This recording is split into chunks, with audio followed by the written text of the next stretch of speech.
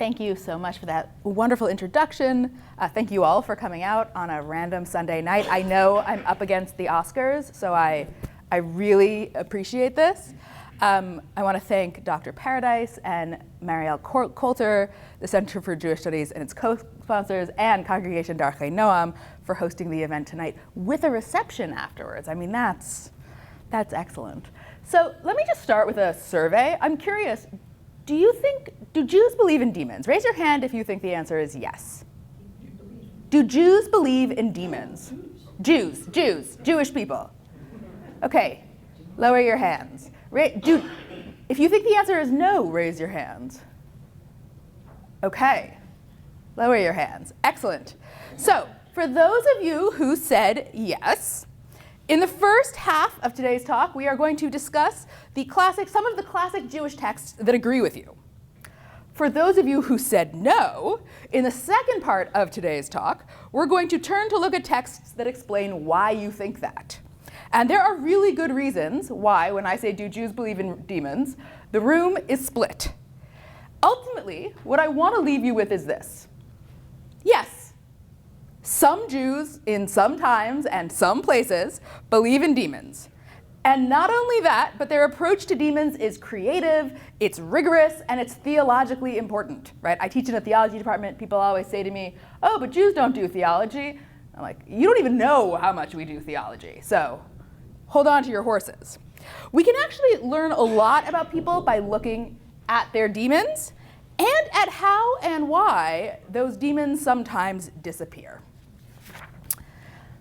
I started thinking about demons when I was a grad student, and I was preparing to teach a 10-part community class on the Talmud at Yale's Slifka Center for Jewish Life, which is Yale's version of a Hillel, but it's Yale, so they have to give it a different name. Now, the Babylonian Talmud is the classic work of the rabbis of late antiquity. And what I have shown for you here on the screen, and I know some of the images are small, but I will invite you to come and sit closer, and I will talk through what is on the screen as we go. So if you look at this map is of the largest empire most of you have never heard of, the Sasanian Empire. That's that whole big pink chunk in the middle. The rabbis at this time, unlike Rabbi Davis, were a Jewish scholastic elite who lived in two regions. They lived in the land of Israel, in the Roman province of Roman Palestine, and in Babylonia, which was a province of the Sasanian Empire, right? So that pink bit. And between the 3rd and 6th centuries CE, the rabbis of Babylonia authored and edited an enormous literary work that we call the Babylonian Talmud. And I know many folks in the room are saying, yes, I know that, but I always want to make sure we start out with everybody knowing all the things. Can you tell I'm a teacher? So the Babylonian Talmud is a compilation of legal discussions, stories, biblical interpretations, and jurisprudence, actual records of court cases and deliberations over how to rule. Some of the teachings are anonymous. Some are attributed to identifiable individuals or schools. And what you really have, anyone here who studies Talmud knows, is extensive back and forth over basically every aspect of Jewish life in Babylonia at the time. So I was pretty excited to teach this class at the Slifka Center. And I knew exactly what I was going to do for 9 of the 10 weeks of the class. But I had literally no idea what I was going to do on the 10th week. So I was talking to my friend Aviva, and I was like, I don't know, I have 9. Here's the 9 pieces of Talmud I want to look at with my students. And she said, well, for that 10th class, why don't you look at all the weird demon stuff in Tractate Psachim? And I looked at it, and I thought, yeah, this is pretty weird. So I looked at some academic commentaries, and I didn't find anything. And I looked at the religious, medieval, and early modern commentaries, and didn't really find anything. And for those of you who've done a Ph.D., you know where I'm going with this. And I thought, this might be a dissertation topic, not just a 10th class. And so it was. And then with substantial more work, it became my first book, Demons in the Details. Because what I found is that demons are a really important lens through which to think about how different communities think about good and evil, the nature of God, and how to be a person in a world that doesn't always work the way you want it to or think it should. And because so many different religious communities believe in demons, they're also a great way to see how and when different groups interact with each other, sometimes sharing beliefs, and sometimes not so subtly, or sometimes quite subtly, disagree with each other, right? So they're this wonderful place to also see how can conversations be aligning. So I want to start our demonic journey this evening, even though some of the technical glitches, perhaps we can point to some demons. I want to start by looking at 4 fascinating texts about demons in the Babylonian Talmud. And I want to start with the one that I started with many years ago at this point, from Tractate Psachim. So Tractate Psachim is the tractate of the Babylonian Talmud, which discusses the Passover Seder, so very seasonal, right? Passover is coming. I feel like I should be warning us like Game of Thrones winter is coming, except like Passover is coming. Now, when we think about the Jewish holiday of Passover, this holiday celebrates the Israelites' liberation from enslavement in Egypt, and it does so with particular rituals, foods, and prayers. And Tractate Psachim spends a lot of time thinking about the rules of Passover. What can you eat? What can't you eat? What can you own? What can't you own? What to do on the ritual meal on the first night of Passover, which came to be called the Passover Seder, right? All of those things. And a key component of the Passover Seder is drinking 4 cups of wine. Now, the rabbis of the Talmud are very detail-oriented. So when they say that you have to drink 4 cups of wine, we should expect a lot of follow-up questions. Like, what kind of wine? How big should each cup be? How much of each cup do you actually need to drink? What happens if you get really drunk after cup 2 and then fall asleep and then wake up halfway through the night, right? All of these are these questions. But the rabbi's first follow-up question is actually really different from what you might be expecting. So the Mishnah that starts this discussion starts with the sentence, one should have no fewer than 4 cups of wine. And now we're primed to ask a series of follow-up questions. All right, what is the number one follow-up question that the Talmud wants us to think about? How could our rabbis institute something that would ultimately lead to danger, right? What do you mean you have to drink 4 cups of wine? 4 cups of wine are innately dangerous. For surely it was taught in an earlier tradition. One should not eat in even numbers, nor drink in even numbers, nor wipe himself in even numbers, nor fulfill his needs in even numbers. Apparently, as the rabbis thought everyone knows, doing particular things an even number of times is especially dangerous. But why? So the earlier tradition that the rabbis quote doesn't tell us. But the rabbi's own answer to this question reveals their rationale. Rav Nachman bar Yitzchak said, "It is a night that is guarded. It is a night that is guarded from the demons." So Rav Nachman's answer suggests that the danger of drinking 4 cups of wines is demonic. Something about doing all kinds of things, a wide range of things, an even number of times, is specifically provocative and offensive to demons. And watch out if you provoke a demon. Now, let me take a giant step back for a minute.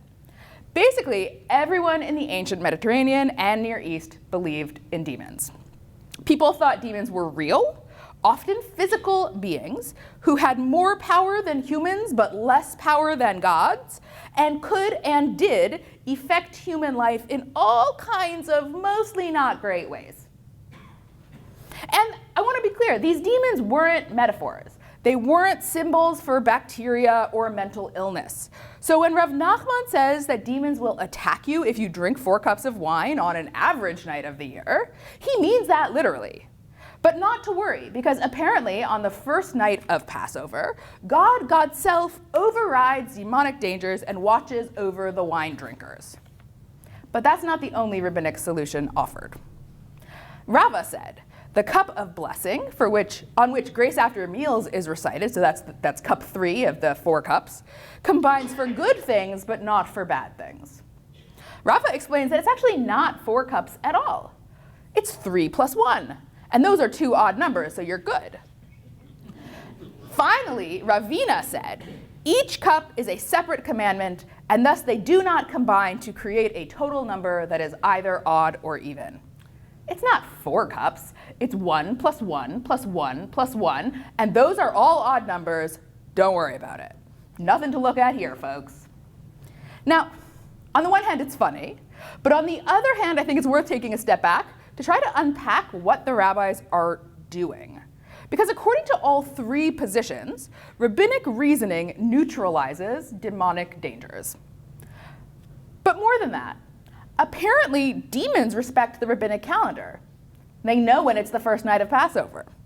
They keep up with complicated and, let's be honest, a little funny rabbinic math, right? Where you might have heard me saying 1 plus 1 plus 1 plus 1 and been thinking in your head, okay, but that's 4. Apparently demons are willing to follow the mathematical chain. Why? The text doesn't say. And why are even numbers provocative to demons at all? Yet again, the text doesn't say. And I want to be clear, we don't actually have evidence that the belief that even numbers are provoking to demons from any other culture in this time and in this place. But it's worth noting that the danger here has nothing to do with drunkenness, right? One possible solution to the problem of even numbers might well be drinking a 5th cup of wine, though on behalf of your liver, I don't recommend it. So, from this text, we can see that demons are invested in and even part of rabbinic teaching. They know what the rabbis are doing, and as long as you follow the correct teachings, right, as long as you are only drinking in odd numbers, as long as you know what night it is, as long as you're doing rabbinic math, demons actually don't seem to want to harm you. But demons don't just respect rabbinic math. They also respect the rabbis. And a remarkable text in Tractate Chulin contains a story that shows just how much demons respect the rabbis. So this is a small print. I'm going to read the story to you, and then I'll talk about it. If you can see, great, but if you can't see, don't worry. I will read the story. Certain porters were once carrying a barrel of wine. Wanting to rest, they placed the barrel under a rain spout. The barrel burst. They went before Mar Barav Ashi. He excommunicated the demon who lived under the rain spout. The demon came before Mar Barav Ashi and said to him, "What should I have done to those men? For they placed the barrel on my ear." Mar Barav Ashi said to him, "Even so, in a place where people are commonplace, you did not have the right. You acted improperly, now go and pay for the barrel of wine." The demon said to him, "I do not have the money. Set a date on which I will pay." He set a date, but the demon did not come on that day to pay for the barrel. When he came at a later date, Mar Barav Ashi said to him, "Why did you not come on time?" The demon said to him, "We have no right to take anything that is tied up, sealed, collected, or counted. So we can only take things that are in a state of ownerlessness, and thus it took me a little longer to collect the money." Certain spaces are marked as demonic. And this demarcation means that they're safe spaces that are actually safe for demons to occupy. This demon was not looking for humans to attack. He was sitting quietly, so quietly he couldn't be heard, minding his own business. It's only when the porters ignominiously place a barrel on his ear that he reacts with violence. And to be fair, I probably would too at that point. Even then, the demon displaces the violence from the porters who've harmed him to the barrel itself. Mar Barav Ashi excommunicates the unnamed demon, an act that the demon resists. Though presumably the demon was originally invisible, otherwise why would the porters have put the barrel on his ear, he now literally appears before the court of Mar Barav Ashi to explain himself. Now, according to the logic of the narrative, the demon is a law-abiding citizen with all the rights and responsibilities that this identity entails. He eventually resolves his perceived rejection of the court's deadline for repayment by explaining that the delay is due to his own respect for rabbinic limitations on how and what demons can collect from humankind. The demon's presumed membership in the rabbinic community is highlighted in Mar Baravashi's initial excommunication of the demon. You cannot expel from your community someone who was never in it to begin with. The demon's response, right, rushing to the court to defend himself and saying, no, no, no, it wasn't my fault, suggests that this presumption of membership is actually mutual. Now, if you think that's weird, let's look at one more text. And if you're used to thinking of demons as angry and malevolent, this one is even weirder. A little background. The rabbis of Sasanian Babylonia lived in two major rabbinic centers, the ancient cities of Sura and Pumbedita. And according to Google Maps, using their ancient longitudes and latitudes to calculate modern distances, it would take 37 hours on modern roads to walk between these two cities. But the rabbis had a tradition that someone taught rabbinic law in both centers on the same Sabbath. And the Jewish Sabbath, depending on your math, is 24 or 25 hours. So who could have done that? Come in here. Who was it that taught 7 legal traditions on a Shabbat morning to Rav Chizda at Sura, and on the same Shabbat afternoon or evening to Rabbah at Pumbedita? Was it not Elijah the prophet who taught them? It is possible that the demon Joseph delivered them. Once demons are part of the rabbinic legal system, they have the freedom to excel within it and to succeed according to rabbinic metrics of success, Torah knowledge and rabbinic authority. I have found no parallels to this phenomenon in other contemporaneous cultures. Now, you might be wondering, if these demons are at best positive members of the rabbinic community, and at worst, maybe neutral if easily provoked, should we really call them demons? So I want to turn to the way that most people think about demons today, especially if you've ever seen a horror movie. So I want to turn here to the only rabbinic story in which a demon is exorcised from a human being. And it's not quite what you might be expecting if you've seen The Exorcist. Now, what I want to show you is the way that the rabbis use stories of demonic exorcism to be in conversation with the surrounding religious and ethnic groups. And when I say be in conversation with, it's worth remembering that some conversations are really pleasant and collegial, but others can be heated and angry. So in conversation with does not yet tell us what kinds of conversation they're having. Now, why is there only one story of exorcism in the Babylonian rabbinic literature? I want to be clear, earlier Jewish texts talk about exorcisms all the time. Jesus performs exorcisms all over the New Testament, and we have much evidence that other Jews in this period were active exorcists. The rabbis didn't seem to think that demons attacked by entering the body, in part because, as we've already discussed, they don't really think demons mostly attack at all. But the rabbis know that not everybody in the world shares their beliefs. They're a religious and political minority in both the Sasanian and Roman empires. They know that the majority cultures have different attitudes and beliefs about demons. And the rabbis tell stories that use this essential difference in demonology to make life easier for the Jews. So Tractate Me'ilah of the Babylonian Talmud tells one such amazing story. And again, I know the print is small. I will read the story. An unnamed Roman emperor decrees that Jews are forbidden to keep the Sabbath, to circumcise their sons, and to keep the purity laws. At the beginning of the story, a small group of rabbis journey to Rome to beg the emperor to reconsider his decree. Now, according to the story, the rabbis who embark on this journey live in Roman Palestine. But the story is being told by Babylonian rabbis. It doesn't actually exist in rabbinic literature from the land of Israel. So we should think of this story more as a Babylonian rabbinic fable or legend, and not as a historical account. Now, as the rabbis journey to Rome, they meet the demon Ben Thalamion.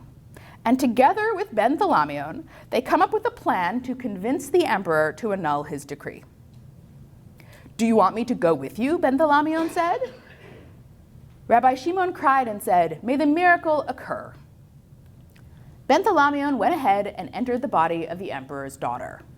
When Rabbi Shimon arrived there, he said, "Ben Thalamion, leave! Ben Thalamion, leave!" And when they called him, he came out and left.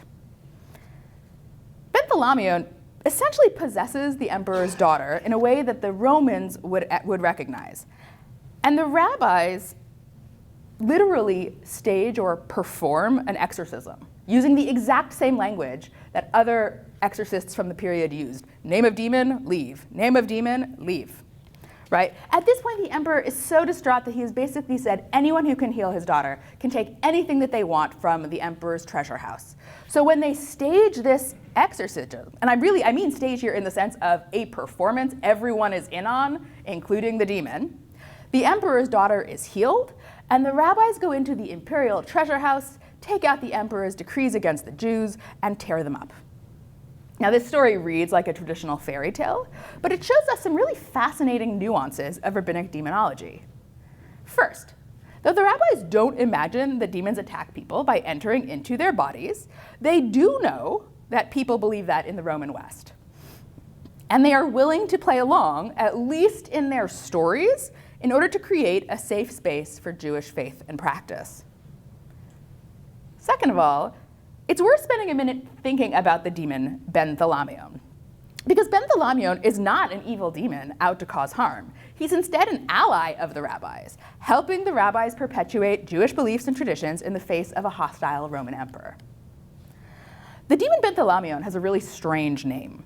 Already in the 1880s, the scholar Israel Levi demonstrated that the name Ben Thalamion is actually an Aramaicization, which is the fancy way of saying take a name in one language and then make it Aramaic, of the Greek name Bartholomew. In Christian tradition, Bartholomew has a special connection to demons.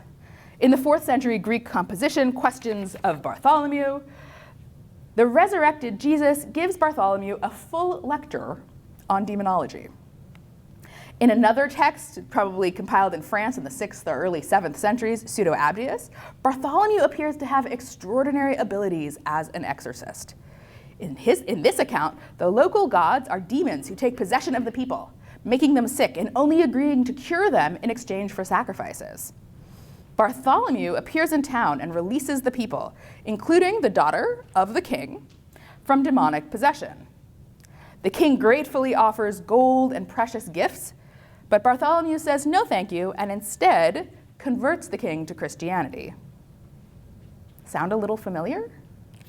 The parallels between Bartholomew the exorcist in Pseudo-Abdius and Ben Thalamion the demon in the Babylonian Talmud are obvious.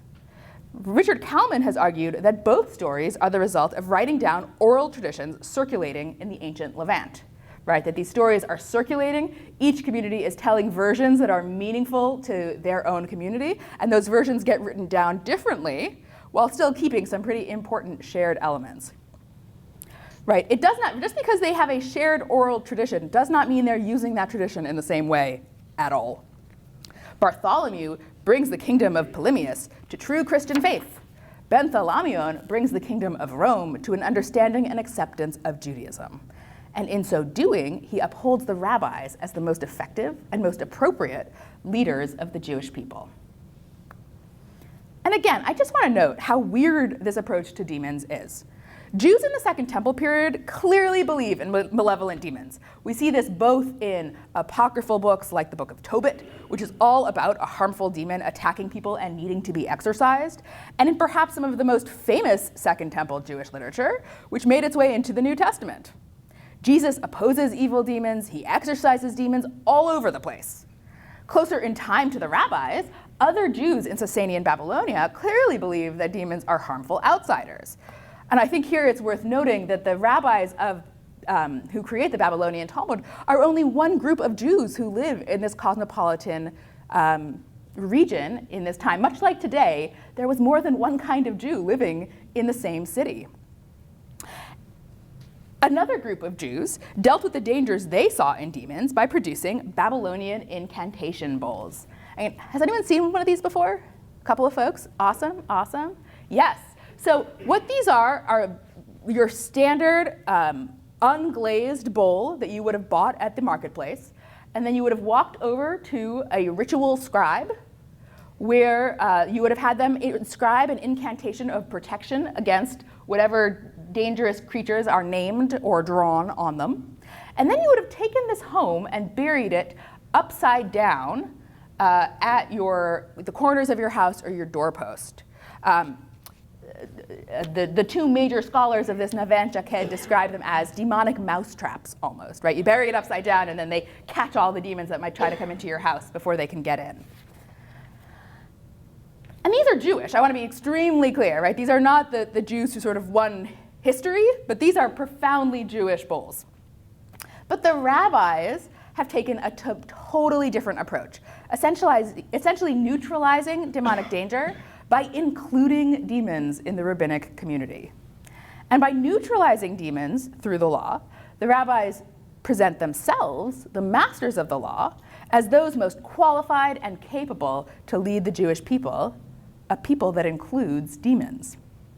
And they do so as part of a large empire-wide discussion around demons, which created new opportunities to figure out who we are in conversation with other religious, linguistic, and ethnic groups. Right? If we all believe in demons, but we all understand that we're different, then demons become a way to think through, well, what do we have in common? And what are the ways that actually we are different? Right? Where might we compromise? And where do we need to hold the line? And yet, this religious differentiation should not surprise us. Right? The idea that people can live in one city and be religiously different, not surprising at all. The Zoroastrian rulers of the empire, this is the Sasanian Babylonian Empire, was ruled by Zoroastrians. They were dualists, and they understood demons to be malevolent creations of the evil god. So there's a good god who has minions, minion with an eye. There's an evil god who has minions. The good god's minions we would translate into angels. The bad god's minions we would translate into demons. Christians at the time had a concept of a semi-independent or totally independent Satan who was working to oppose God's will. But the Jewish rabbis of Sasanian Babylonia were forced to integrate the demonic into a worldview in which one God, and only one God, created both positive and negative forces in the world. And in dealing with demons then, the rabbis have three theological options. See, I told you it was going to come back to theology. Option one, that God is somewhat evil and has evil minions. Option two, that God is entirely good and demons are somehow evil beings outside of divine control. Or option three, God is good and demons are under God's control, and therefore demons are, okay, if not entirely good all the time, at the very least not evil. And the rabbis of the Babylonian Talmud choose this third option. Demons were, at worst, capricious and dangerous when threatened, at best, legal actors in the rabbinic system. And this is a move which will be adopted by monotheistic Muslims who enter the region 150 years later. Now, hopefully at this point, I've convinced you that the Babylonian rabbis clearly believed in demons, and not only that, but integrated demons into their legal system and their theology. Demons are all over the Babylonian Talmud, from the Passover Seder to the court of law to the synagogue. So in the rest of our time together, I want to shift gears and explore why so many people today don't know about how important demons were to ancient Judaism. First of all, right, when we ask why don't Jews believe in demons today, I want to be clear, lots of Jews today do believe in demons, both within particular religious and ethnic communities and across them. Ever since the book came out in 2022, I've been going around speaking in synagogues of every denomination about the project. I have spoken in JCCs across North America. Every single time I give a public talk, somebody comes up to me afterwards to tell me about their own encounters with forces they describe as demonic. And that's across denominations, that's across ages, that's across genders. Every time. I look forward to talking to you at the snacks. But to understand why so many Jews and non-Jews think of that, of course Jews don't believe in demons, we have to look at three particular moments in Jewish history: medieval North Africa, 19th century Germany, and 20th century America. So first to the medieval Maghreb. The North African commentator, Rabbi Isaac Alfasi, known as the Rif, he lived in the 11th century, and the Rif compiled an early code of Talmudic law called Sefer HaHalachot, the book of halachot, or laws. To create his compilation, the Rif made a series of judgments about Talmudic passages and included only those that he determined were legal and not narrative. So he read the Talmud and he pulled out everything that he thought was legal and put it into a book that was called the Book of the Law. And all the narrative stuff, he said, I'm sure it's great, but it goes in a different book with a different title. And curiously, the Rif left out rabbinic stories and biblical interpretation, but he also left out all of the demon stuff that, as we've already seen, shows up all through the legal discussions. When he said he was choosing law, what he meant was he was choosing the kinds of laws he thought should be in Sefer HaHalachot. And that's a different project. Now, the Rif's approach was followed a generation later by Maimonides. And in his articulation of Jewish law, Maimonides expanded the Rif's outlook on demonic non-normativity, right? They're not normative, they're just the sort of weird stuff at the edges. And he expands that into a broader moral stance, railing against superstitious people who, and I'm quoting now because this is the best, are seduced by talismanry with great folly, and with similar things and think that they are real, which is not so. And these are things that have received great publicity among the pagans, especially among the nation which is called the Sabians. And they wrote works dealing with the stars and witchcraft and incantations and calling upon spirits and horoscopes and demons and soothsaying in all their forms. Now, in his desire, that was the end of the quote, this is me now.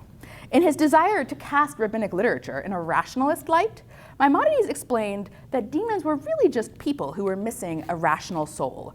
A so-called demon was actually just, quote, an animal in the form and likeness of a person, but with the power to cause all kinds of harm and innovate new evils, which other creations do not have, end quote. For Maimonides, the only real demons then were irrational humans. Now, Maimonides is a foundational figure in Jewish thought and Jewish law, and so his rejection of demons had a huge impact, especially on Talmudic demonology. But the actual real crux of the rejection happened almost 1,000 years later in 19th century Germany. Now, Judaism first became a subject of academic study, meaning not exclusively in religious schools, in the 19th century. The academic study of Judaism was spearheaded by the Wissenschaft des Judentum, which translates to the scientific study of Judaism, a group of German Jewish scholars. These scholars insisted, both to the Jewish community and to outsiders, that Judaism deserved to be studied in German universities. Their work was political, it was intellectual, and it was deeply theological. They made their case in part by presenting a Judaism that was just as rational and spiritual as Protestant Christianity. And I feel very awkward talking about this in the home of Lutheranism, but you know, this is the first time I've really been in such a Lutheran space. These scholars downplayed elements of Jewish tradition, legal, ritual, and irrational, that didn't quite fit this 19th century German model of religion. And that included things like angels, demons, miracles, and popular religious practices that they dismissed as primitive or as foreign and inauthentic to true Judaism. They're present, but they're not really Judaism.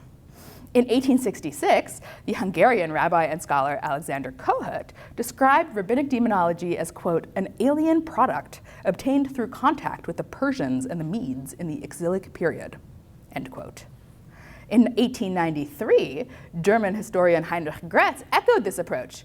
Gretz followed the Talmud for containing, quote, the various superstitious practices and views of the Talmud's Persian birthplace, which presume the efficacy of demoniacal medicines, of magic, incantations, miraculous cures, and interpretations of dreams, and are thus, wait for it, in opposition to the spirit of Judaism, end quote.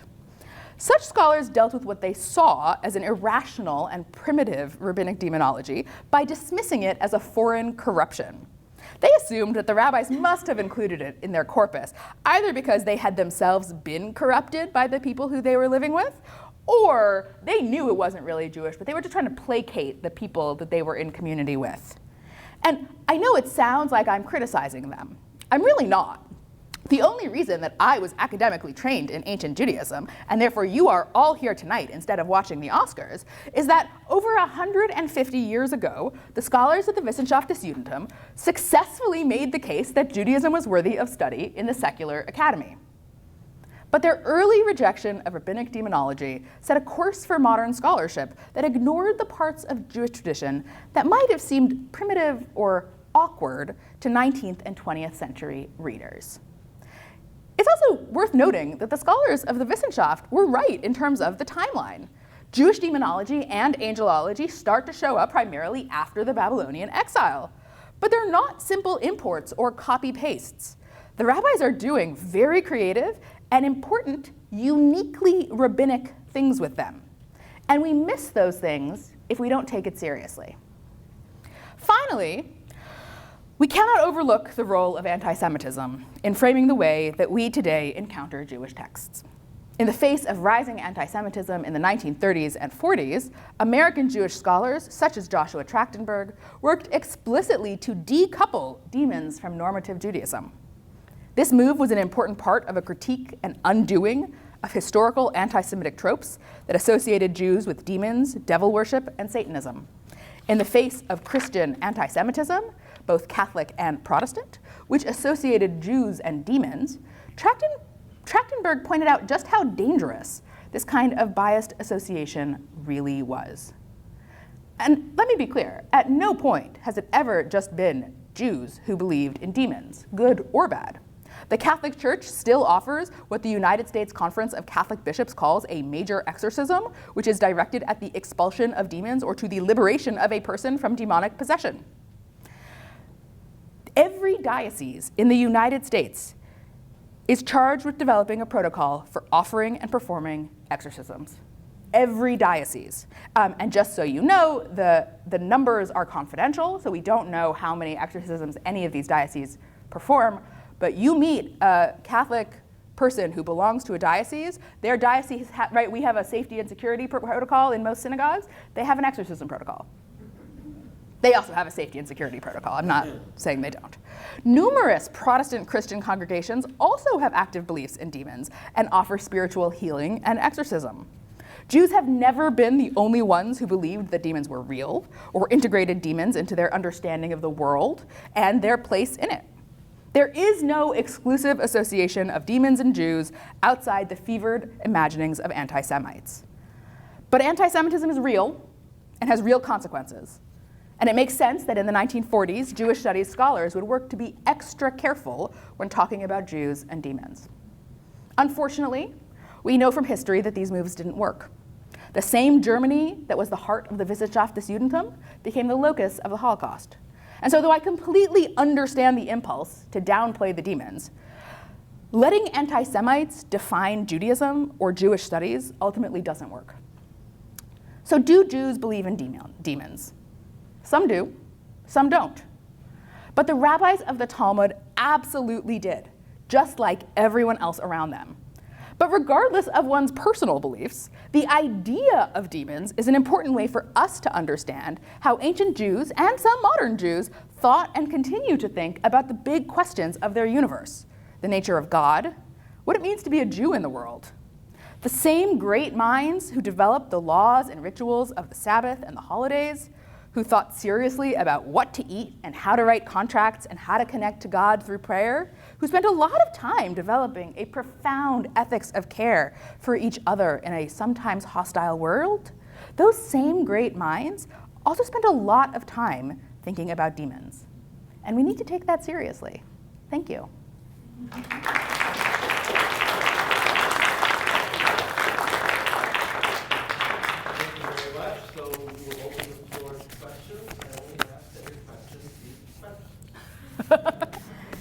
Yes? Is there any distinction between devil and demon? So the Talmud doesn't really have a robust understanding of a devil who rules over a hell and is evil. The word devil comes from the ancient Persian word div, which is just another word for demon. So linguistically, there is a connection. But in terms of how the devil functions in sort of the Christian world, very, very different. Concepts of the devil tend to develop slightly later in Judaism than the time I'm talking about. So we have a number of texts that talk about a fallen angel named Samael who seems to be causing a lot of trouble that can be dated to about the 7th or 8th centuries. I'm talking in the 3rd through 6th centuries. But I think it's a really helpful reminder for us, right, that the things that we are told everybody believes in, right, maybe not. Yeah, thank you. Yes? So everything in Judaism is complicated, right? Correct. Your initial question of who thinks they're real and who thinks they're not is kind of it's more complicated than that, right? I mean, just like views of God range from very concrete to abstract, views of angels range from very concrete to abstract. Lots of thinkers have tried to, over the years, try to, I don't know, be more subtle in terms of, well, what were the rabbis really trying to get at with demons, let's say? And how do you reconcile maybe deeper interpretations of what it all meant as opposed to what comes into our mind when we think of silly, superstitious demonology? So I think this isn't silly at all. I think what they're doing is really profound, but I also think it can be both profound and actually about demons. So there's a really wonderful story in, also in Chulin, 105A or B, don't remember which, where Rav Papa has a demon servant who goes to the river to get water for the household. And at the end of the story, the household has water that it did not have at the beginning. Was that a demon? I don't know. I wasn't there. And I'm not suggesting whether the rabbis are correct that demons exist. That is far above my pay grade. If you want an opinion on the reality of demons, I think your diocese probably has one, right? But I do think we have to take really seriously, they think this is happening. And Rav Papa, for those of you who are familiar with the Talmud, shows up every other page of the Talmud. He's a really important legal thinker in the Talmud. So what does it mean for us to say, okay, these brilliant people who we trust on things like ethics of care also thought that they had a demon servant in their house who they sent to get water and then they had water, right? Do we say, okay, the things that don't match my worldview are silly and superstitious? Or do we say he had an experience of some kind that was real to him, whatever was happening, and the very least we can do is try to see it from his perspective? And that's, I think, what I'm more interested in doing, right? What does this mean to you, and by you, here I mean Rav Papa, to say, okay, so you believe that there are these demons in the world and in your household. So now we have a different set of questions we might ask, like, again, because they're rabbis, can you count a demon and a minion? Obviously not a lady demon, but a man demon, right? Or, how do demons play out with justice, right? So it's the small sort of silly pieces. What if I have a second cup of wine and then I forget to have a third? Or I get full or I fall asleep versus, what does it mean when people get sick and I can't do anything about it? Because medicine at the time was not super effective, right? And so to me, demons are this really interesting place where you can see all of those pieces come together, right? So yes, it's complicated, but I think there's real value in actually just sitting with the complication and understanding that the complication here is a feature, not a bug. Yeah, I saw another hand, yeah. How does the story of King Shlomo and the king of demons of Ashdodai, how does that fit in the view that need not be good, but they're certainly not evil? Well, in this case, it looked like these were evil. So this is a wonderful question. I have an entire chapter in the book on that story. It's very costly, but you should ask your local library. It's the nature of academic publishing. Ask your local library to buy a copy. That way you can read it and support your local public library. That's a really interesting story. So for those who aren't familiar with the story, this is a story where King Solomon is asked to is tasked with building the temple, but he is told that he cannot use metal implements to quarry the stone, which the stone needs to be quarried. Quarrying is usually done with something that is sharper than the rocks, i.e. metal, and so this is a problem. So because he is King Solomon and he speaks all the languages, including the language of demons, he asks a couple of demons what he should do, and they say to him, you need this mystical thing called a shamir. Medieval medieval commentary explains that it's a worm. The Talmud doesn't say that, so we're just going to call it the shamir for our purposes here. He says, great, where do I find a shamir? And they say, we actually have no idea, but you know who does is King Ashmedai, king of the demons, Asmodeus in English/Greek. And he says, great, where do I find King Ashmedai? And he say, oh, well, he spends every morning studying in the Heavenly Academy, the Yeshiva Shel Mala, and then he comes down to this one particular hill where he has a water well. He has some water and a break, and then he spends his afternoons studying in the Yeshiva Shel Mata, the earthly academy with actual rabbis. So he spends his day studying Torah with a water break. So already you're like, wait, this is weird. And then, so King Solomon sends one of his servants who he tricks Ashmedai into getting drunk and then throws a set of chains on him that have the divine four-lettered name engraved on them. And when Ashmedai rouses from his drunken stupor, he says, oh, obviously I have to respect the four-lettered name of God, so I guess I'm your captive now. And then they so the servant brings him back to the palace, at which point Solomon keeps him locked up for a number of days because Solomon is busy eating and drinking and doing other things that Solomon is famous for, and eventually calls Ashmedai. And Ashmedai says, like, where do I find the shamir? Ashmedai tells him he's supposed to free Ashmedai at this point and doesn't. He keeps Ashmedai chained. And then eventually, after the temple is built and Ashmedai has still not been released, Ashmedai says to, apparently they're talking because you get two smart people that want to talk to each other about Torah. And he says, I don't understand. There's this verse in the Bible that says that demons are better than humans, and I don't really understand how. And Ashmedai says to him, oh, if you take off my chain, I'll show you what the verse means. Now, if anyone, as someone who grew up on the original Star Wars, I'm thinking it's a trap, nobody's business. But King Solomon says, sure, takes off the chain. Ashmedai hurls him 400 miles out of the palace and then takes over as King Solomon. And then the story is split on whether Solomon ever gets his throne back in the Talmud. Now, that is a complicated story because on the one hand, Ashmedai is a Torah scholar who spends his entire day studying Torah. He seems to actually have more self-control than Solomon in the context of this particular narrative, right? On the other hand, we're not into throwing people 400 miles. We're also not into not keeping your deal if you say I'm going to free you if you do X thing. So I think, I know you're not satisfied with its complicated answer, but I think this is a very complex story.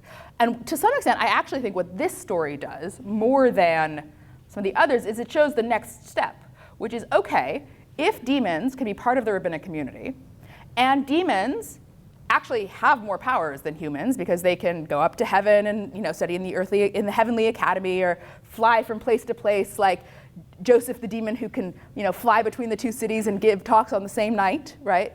If demons are part of our community but actually have more abilities than us, then we might have a little anxiety that they could actually out-rabbi us, right? That there's this anxiety, well, if our metrics for being a big man in the community are Torah knowledge, and you have more capacity for that than I do, that gets scary. And I think part of what's happening in that particular story is they're working out the natural conclusion to their move to say, okay, demons are part of the community and they listen to us and they can also learn Torah. Well, okay, but what does that look like at its extreme? Yeah. Yes?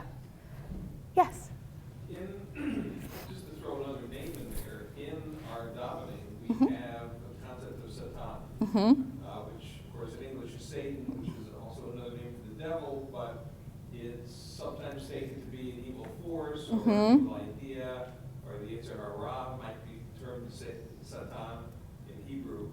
So how does Satan or Satan fit in with devil and demon? Just put another piece in there. So great question. I think one thing that it's really important for those of us who think of Judaism as monotheistic to know is that Judaism absolutely is monotheistic. It's a very messy monotheism.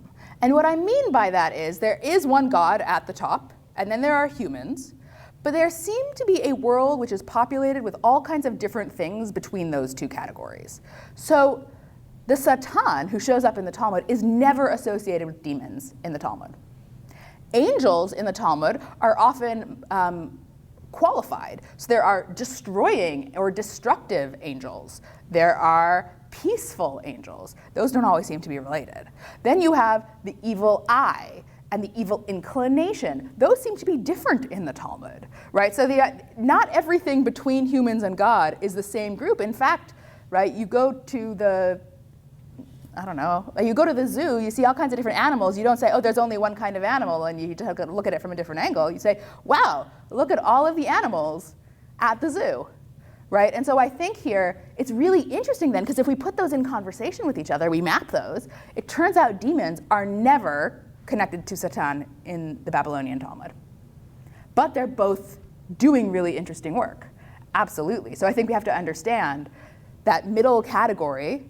Right, this is the category, the technical term is intermediary beings, which is just the fancy way of saying the stuff in the middle. That there's a lot of different things in that category, just like there are a lot of animals at the zoo. Yeah. Oh, wow, yes. Lilith has a reputation of being demonic. Yes, Lilith is a wonderful, almost every time I give this version of this talk, somebody asks about Lilith. So in the Babylonian Talmud, Lilin is a category of demons, not always female, who are around at night and sometimes cause harm. The association of Lilith with Adam's first wife actually doesn't happen until the medieval alphabet of Ben Sira. So early Midrash tells stories of Adam's first wife, and the Talmud has a category of demon called Lilin, but they don't get combined for another 500 years. Yeah. Lilith is a very cool figure. And if you are interested in Kabbalah, there is a fascinating Kabbalistic afterlife to Lilith as well, which is really rich. I feel like I've been ignoring this side of the room, so I'm just going to turn here for hands. Anybody? Yes? Do you think that we should have a Jewish supernatural powers club? I mean, if there's scotch, I'm there. We should have all the clubs. I mean, some good herring. I'm there. Yes. What about the concept of hevel, bad air, which is all over the Talmud, and demons? They're sometimes related. No. Almost never. Almost never. In fact, in the one tradition that discusses the two, they're asking, is the force in play here demons or is it bad air? Which even in the question makes it sound like they're not the same thing, right? Which makes sense because I think, I am guessing just statistically somebody in the room is a medical doctor. And if you are in the medical field, you know that sometimes a symptom could be the product of a range of different conditions. And figuring out what the right condition is affects how you treat it, right? So that's what they're doing. Okay, what is the actual source of the problem here, right? In another text, they're talking, is this demons or is this witchcraft? Because those are responded to in different ways, right? So again, we see that very messy middle where there's all of these different forces, and maybe what they do looks the same in people's lives, but you're going to respond really differently depending on which one it actually is. Yeah, yes? Speak a bit about how demons come into being, where they originate from? Absolutely. So the Talmud offers 3 different origin stories for demons, and they are not the same. So there are 3 different origin stories, and the Talmud doesn't seem bothered by that fact at all. So the first origin story is your classic origin story of fallen angels of some kind. Right, so angels who turned bad and fell from heaven in some way, and then these are the product of a sin between angels and people, or angels and something else. So there's the narrative of product of sin. This is Esther Eschel's description of one strand, is the strand of the product of sin. The other strand is the strand of they've been part of God's plan from the start. So the Talmud tells a number of stories where God creates demons because God wanted demons to be part of God's creation. And that obviously definitely changes how we think of them, right? If you are a product of sin, we're already kind of stacking the deck one way, where if you are part of God's initial plan of creation, we are going to think about you in a different way. Connected to that is a tradition in Tractate Chagiga, which says that demons are like humans in that they have bodies, they procreate, and they die. So to some extent, where do demons come from? Well, when a mommy demon and a daddy demon love each other very much, right?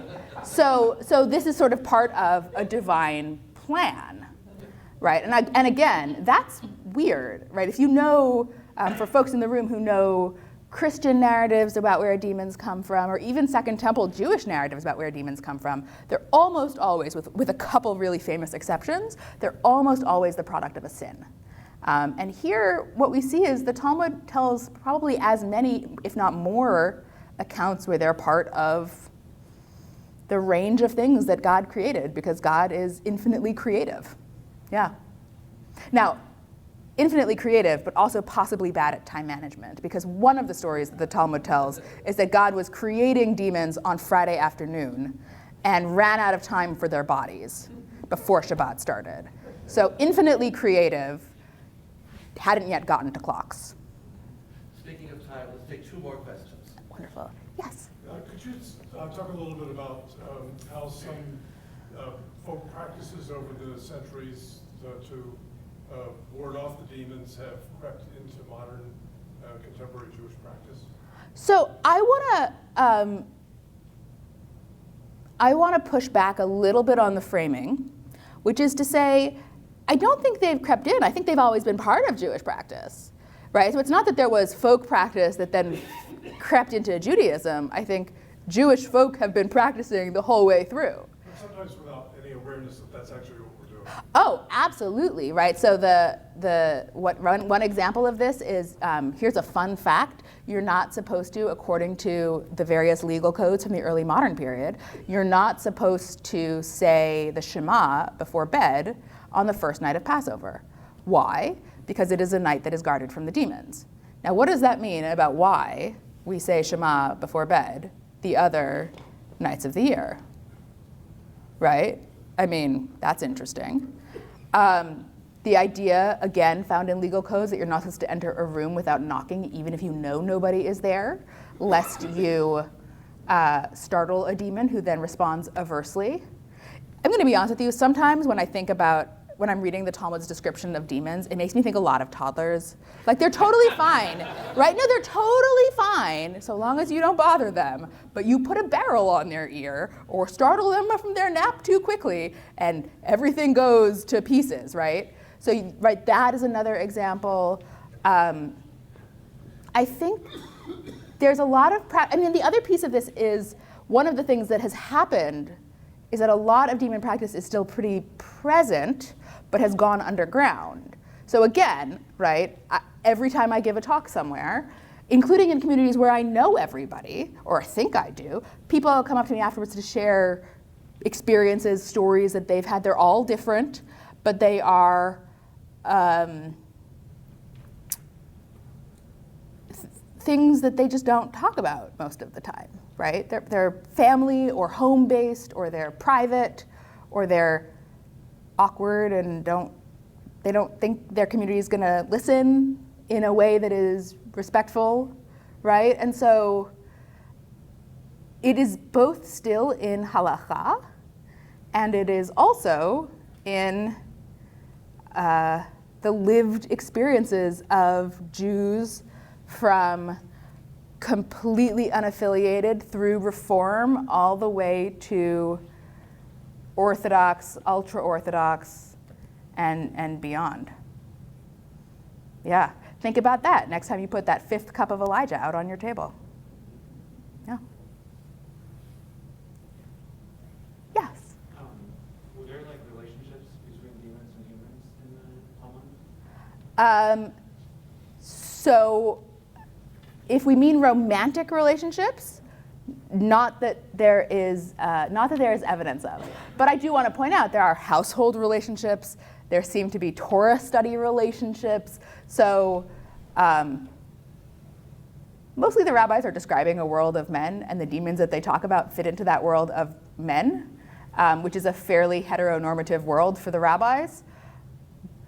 But within that world, demons are all over the place in relationship with the rabbis. It's just the relationship of being a study partner, or going to synagogue with, or going on a walk with, or going to Rome with, Yeah. We also don't get very many romantic stories in the Talmud between humans. So, right. And I would argue those are not romantic stories. Yes. Well, thank you all so much.